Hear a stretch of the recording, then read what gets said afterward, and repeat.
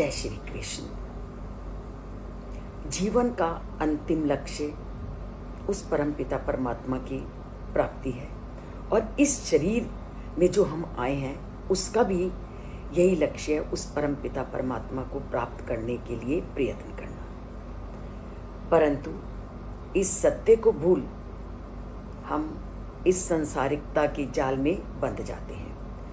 पर इस संसारिकता के जाल से व्यक्ति मुक्त भी होना चाहता है। वो जानना भी चाहता है कि इस जीवन का रहस्य क्या है। अब कौन से लोग जीवन के वास्तविक रहस्य को जान सकते हैं और उस परमात्मा की को कौन लोग प्राप्त कर सकता है, उसके बारे में श्री कृष्ण कहते हैं कि वही व्यक्ति उस परम धाम को प्राप्त कर सकता है निर्माण मोहा जित संग दोषा अध्यात्म नित्य विनिवृत्त कामः द्वंद्वै विमुक्ता सुख दुख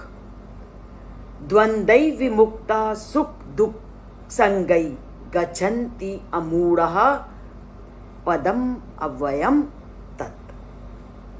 अब हम संसार में आए और जैसे ही हम संसार में आए, जो प्रकृति के जो 3 गुण हैं वो हमें आकर्षित करते हैं और जैसे ही हम प्रकृति के इन गुणों की ओर जाते हैं, मोह माया के जाल में फंस जाते हैं और मैं हमारे ऊपर हावी हो जाता है। जिस समय व्यक्ति के ऊपर मैं हावी होने लगता है, वो यही सोचता है कि इन सब कार्यों को करने वाला मैं हूं। और जैसे ही वो कहता है कि इन कार्यों को करने वाला मैं हूं, ये अभिमान आते ही वो अपने परम परमात्मा के लक्ष्य को भूल जाता है, वह उससे दूर हटना शुरू हो जाता है। उसे इस संसार के जितनी भी इंद्रियों के सुख हैं वो वास्तविक लगने लगते हैं और उस परमात्मा की प्राप्ति के सुख से वो दूर हटता जाता है। तभी उन्होंने पहला अक्षर कहा निर्माण मोहा, कि व्यक्ति अपने जीवन के लक्ष्य को तभी प्राप्त कर सकता है जब वो अभिमान और मोह से मुक्त हो जाता है और जब उसमें जित संग और जितना भी लगाव वाले हैं, जितनी भी आसक्ति की बुराइयां हैं, जित संग दोषा, लगाव की बुराई के दोषों को वो जीत लेता है। अर्थात संसारिकता में रह करके भी वो संसारिक पदार्थों से लिप्त नहीं होता कि संसार में रहना है, आकर्षित करने वाले पदार्थ उसके सामने हैं, फिर भी उन पदार्थों से आकर्षित नहीं होता। जैसे मैंने आपको कहा था कि कमल जल के अंदर रहता है पर वो कभी भी जल से प्रभावित नहीं होता, जल कभी उसको गीला नहीं कर सकता। उसी प्रकार संसार में रह करके भी व्यक्ति ने अपनी इंद्रियों को अगर नियंत्रित कर लिया तो वह परमात्मा के पास आसानी से पहुंच सकता है। और हम हमेशा रोज यही मेरे पास प्रश्न आता है कि इंद्रियों को जीतना बहुत मुश्किल है। कोई भी कार्य मुश्किल नहीं होता, उसके लिए अभ्यास की आवश्यकता होती है और अभ्यास से व्यक्ति बहुत सारे अप्राप्य वस्तुओं को भी प्राप्त कर लेता है। किसी भी चीज को शुरू में कठिनाई का सामना करना पड़ता है। जैसे हम किसी भी नई कक्षा में जाते थे, पहली बार जब हम उस विषय को पढ़ते थे तो वो पाठ हमें बड़ा मुश्किल लगता था, पर जैसे ही हमने उस पाठ को दूसरी बार पढ़ा वो कुछ आसान लगा, फिर पढ़ा फिर आसान लगा और जब परीक्षा होती थी वो पाठ हमें इतना कंठस्थ हो जाता था कि लगता है कि इस पाठ में तो कुछ ही नहीं। ठीक वैसी ही स्थिति हमारी और इंद्रियों के विषयों की है।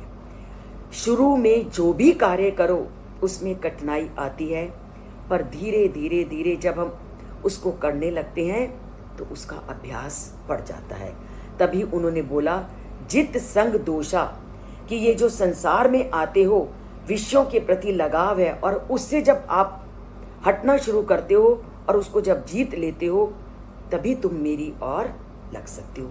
शुरू में विषयों से अपने को रोकने में कठिनाई होगी, परंतु धीरे धीरे आप अपने आप उन कठिनाइयों से को जीतना शुरू कर सकते हो। और कल मैंने आपको उदाहरण भी दिया कि जब हमारे शरीर में कोई रोग लग जाता है और हमें डॉक्टर कहता है कि तुमने इन इन चीज़ों का सेवन नहीं करना, तो हम क्या करते हैं? पहले दिन हमें थोड़ी दिक्कत आती है कि अच्छा इस चीज़ को छोड़ना पड़ेगा, अच्छा इस चीज़ को छोड़ना पड़ेगा, पर धीरे धीरे जब आप उन चीज़ों को छोड़ते जाते हो तो आपको आदत पड़ जाती है। और मैंने आपको बताया कि अगर आप डायबिटिक हो, आपको कहा कि आप शुगर छोड़ दो, और आपको शुगर बहुत अच्छी लगती थी, आपको हर मीठी चीज़ को खाना बड़ा अच्छा लगता था, पर जब आपने ये निश्चय कर लिया कि नहीं अब मैंने इसको नहीं खाना, आपने फीकी चाय को एक दिन पीने का अभ्यास किया, दूसरे दिन किया, तीसरे दिन, तो आपको क्या है, उस अभ्यास की आदत पड़ गई और आपने उसको जीत लिया और फीकी चाय ही आपके जीवन का आधार बन गई। ठीक यही विषय कि अगर आप अपनी इंद्रियों को रोकोगे विषयों से जाने के लिए तो वह अवश्य ही रुकेंगी। आप प्रयत्न करना तो शुरू कीजिए। हम पहले ही हिम्मत हार देते हैं कि ये होगा ही नहीं। सबसे पहले अपने मन से इस बात को निकाल दीजिए कि ये कार्य होगा ही नहीं। कोई भी ऐसा चीज़ नहीं है जो हो ही नहीं सकती। आगे उन्होंने बताया अध्यात्म नित्या, हर रोज पढ़ाई की ओर जाओ, उस आध्यात्मिक ज्ञान की ओर जाओ। जैसे जैसे आप आध्यात्मिक ज्ञान की ओर जाते हैं तो आपको जो ज्ञान है समझ आना शुरू हो जाएगा। आपको मैं छोटा सा उदाहरण देती हूँ। पाणिनि व्याकरण से बहुत लोग परिचित होंगे, उसके सूत्रों से भी परिचित होंगे। कुछ साल पहले मैंने ये निर्णय किया कि मैंने भी पाणिनि व्याकरण के सूत्रों को याद करना है। बहुत कठिनाई आई, क्योंकि आरंभ में कठिनाई आई, परंतु धीरे धीरे धीरे धीरे लगातार अभ्यास करने पर अपने आप वो चीज़ें याद होनी शुरू हो गई। तो अध्यात्म की ओर बढ़ने के लिए भी आपको नित्य उसके साथ जुड़ना पड़ेगा। इसीलिए मैं रोज कहती हूँ कि गीता के श्लोकों को पढ़ना तो शुरू कीजिए, सुनना तो शुरू कीजिए, चैनल से जुड़ना तो शुरू कीजिए।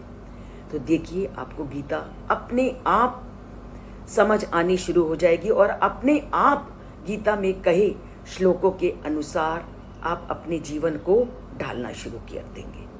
तभी श्री कृष्ण ने कहा विनिवृत्त कामा, कि जब आप आध्यात्मिक बातों को सुनना शुरू करेंगे तो इच्छाओं को नियंत्रित करना भी सीख जाएंगे। द्वंद्वै विमुक्ता, और जीवन में ये जो उतार चढ़ाव आते हैं, कभी सुख और कभी दुख, आप इनको भी सहना शुरू कर जाओगे। सुख दुख संज्ञै, और सुख और दुख के द्वंद्वों से परे उठ जाओगे। और जब ये स्थिति आ जाएगी तो आप अपने आप मेरे कभी ना नष्ट होने वाले स्थान को प्राप्त कर लोगे।